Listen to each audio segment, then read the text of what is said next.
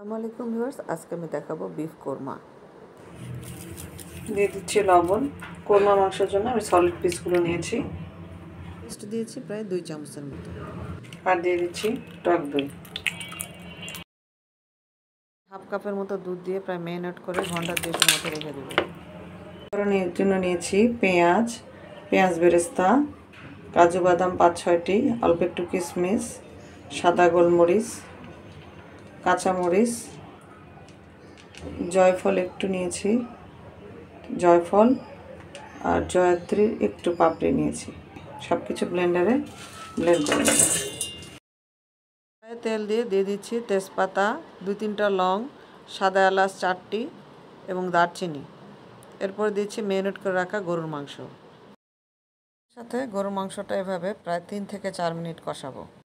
3 থেকে 4 মিনিট কষানোর পরে দিয়ে দিচ্ছি ব্লেন্ডার করে রাখা যে স্পেশাল মশলা, সেটা দিয়ে দিচ্ছি পুরোটাই। আদা রসুনের পেস্ট 1 চামচ দিয়ে সুন্দরভাবে কষিয়ে গরুর মাংসটা রান্না করব। সিদ্ধ কম হলে প্রয়োজনে আবার একটু দুধ মিক্সড করব, কিন্তু কোনো পানি দিব না। এভাবে দুধ দিয়েই কষিয়ে রান্না করব। কষিয়ে গরুর মাংসটা প্রায় সিদ্ধ হয়ে গেছে।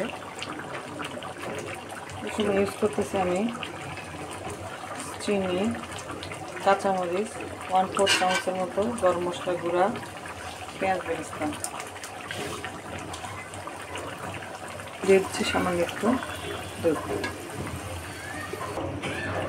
বিয়েবাড়ি ফ্লেভার পেতে চাইলে দিয়ে দিচ্ছি কেওড়া জল।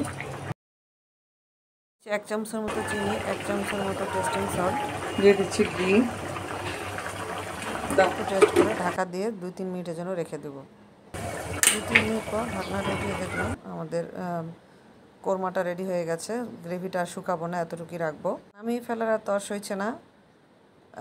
আমার ছেলে খাওয়ার জন্য বসে গেছে, তো তার কাছে খুব অসাধারণ লেগেছে।